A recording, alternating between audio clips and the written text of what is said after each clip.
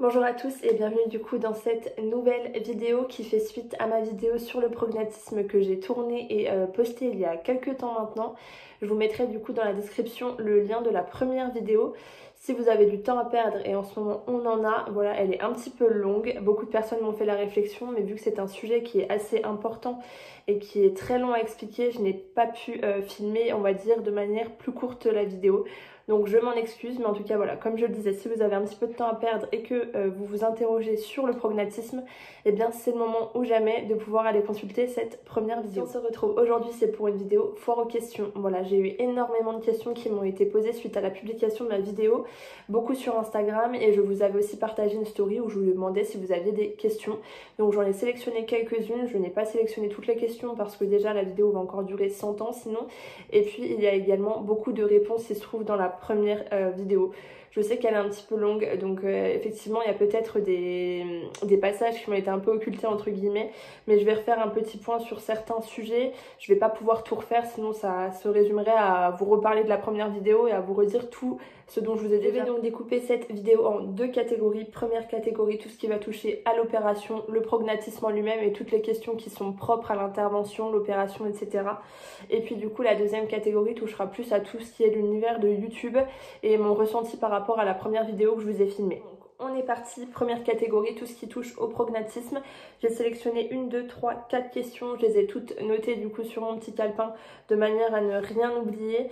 Donc on va commencer par la première question qui m'a été posée. La première question touche à la localisation de tout ça, donc à savoir où se situe l'opération que je vais avoir, où est-ce qu'elle va être effectuée, combien de temps je vais y rester, etc. Donc en fait, toutes mes opérations, car je le répète, je vais en avoir deux, vont se situer à Dijon, voilà, dans une clinique spécialisée.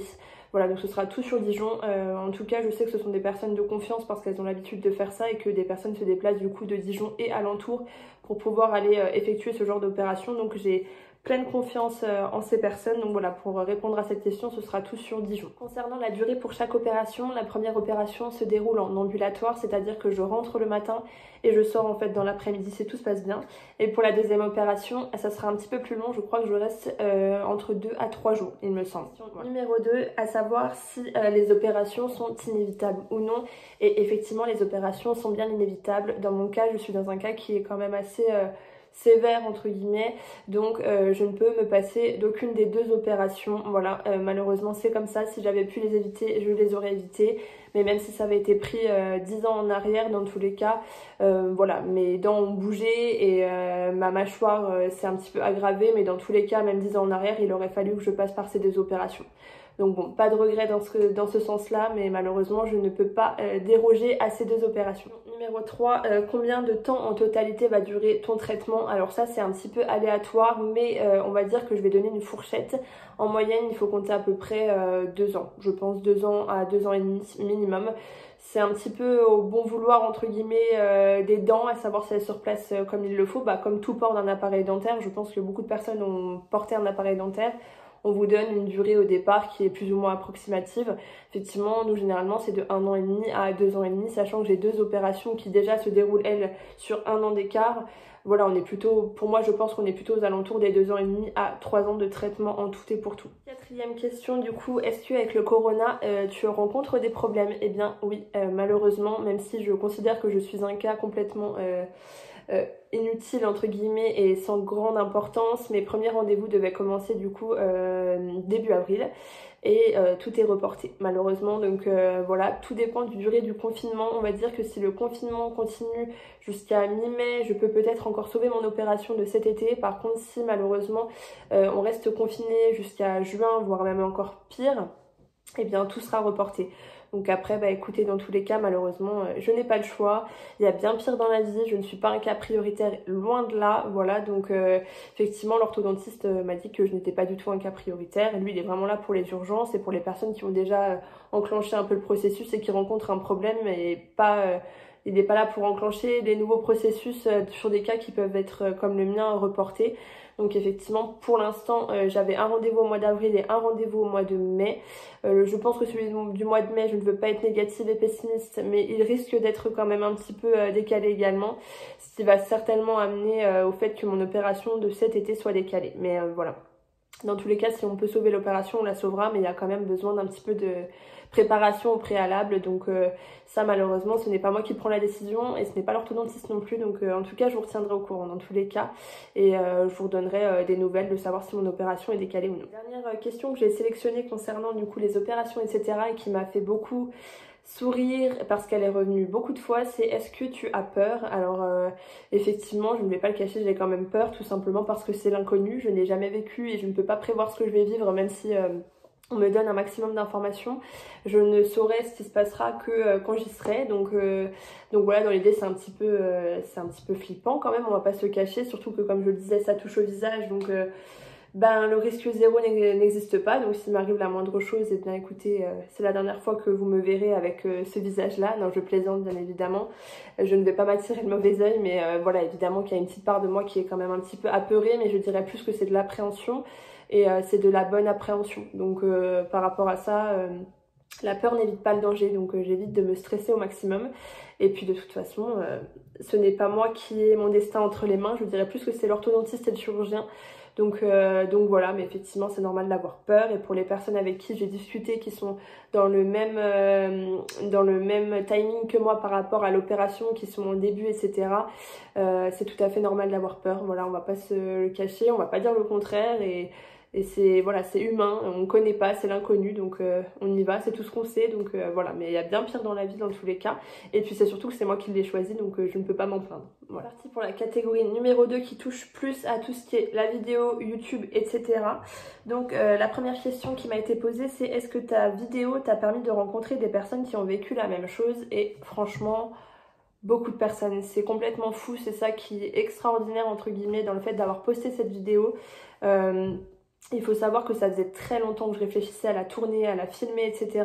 Je savais que j'allais le faire un jour, je ne savais pas quand, je voulais attendre le bon moment, et pour moi le timing était bon. Donc je me suis sentie de le faire, je me suis lancée et je l'ai posté dans la foulée. Et j'ai rencontré énormément de personnes via Instagram surtout, qui sont tombées je ne sais comment sur un post que j'avais mis grâce au hashtag certainement. Et du coup qui sont venus me parler en privé pour me dire qu'ils avaient vécu la même opération, qu'ils avaient été dans mon cas, etc., que pour eux c'est terminé, ou pour d'autres que c'est en cours, d'autres qui l'envisagent, etc. Et ça a été tellement enrichissant, enfin réellement. J'ai vécu une soirée quand j'ai posté cette vidéo qui a été extraordinaire, parce que du coup il y a énormément de personnes qui sont venues me voir, et ça m'a fait un bien fou de savoir que je n'étais pas seule, même si je le savais déjà avant. Mais voilà, on a notre entourage, on a des personnes qui nous comprennent et qui nous soutiennent, mais d'avoir quelqu'un qui a l'expérience et qui a déjà vécu, franchement c'est un plus énorme, c'est vraiment un avantage quoi, limite, d'avoir quelqu'un de notre côté qui a vécu ça et qui peut nous apprendre, et qui peut nous apprendre aussi à avoir moins peur et à savoir un peu plus dans quoi on se lance. Donc franchement c'était hyper enrichissant, je pensais pas qu'autant de personnes allaient me contacter, et ça a été franchement bien mieux que je n'aurais pu le penser, donc je ne regrette absolument pas d'avoir posté cette vidéo. Je double cette question avec une autre question qui a été est-ce que tu regrettes la vidéo, etc. Absolument pas. Pour ce qui est du contenu, franchement je la trouve pas extraordinaire, tout comme celle que je vais filmer je pense à l'instant T là quand vous le regardez, et je bafouille et je mets des E et voilà, et c'est comme ça en fait, ce n'est pas mon métier, c'est juste une plateforme dont je me sers pour pouvoir communiquer, et je n'espère rien de plus, mais franchement ce que ça m'a apporté a été énorme, et ça m'a juste confirmé dans l'idée de vouloir continuer avec vous et d'évoluer voilà, sur ce qui va m'arriver. Tout simplement parce que c'est pas du voyeurisme, c'est pas que je veuille forcément partager à 1000% mon histoire, mais comme je le dis et je le répète, le but c'est vraiment que des personnes puissent tomber sur ces vidéos et puissent être quand même un peu rassurées, et puissent être informées surtout voilà, sur le processus, etc. Et puis il y a beaucoup de personnes aussi qui m'ont dit qu'elles ne connaissaient absolument pas cette malformation. Donc rien que pour ça je trouve ça top, parce que ça permet d'informer. Peut-être qu'il y a des personnes qui se sont rendues compte qu'elles souffraient peut-être de ça.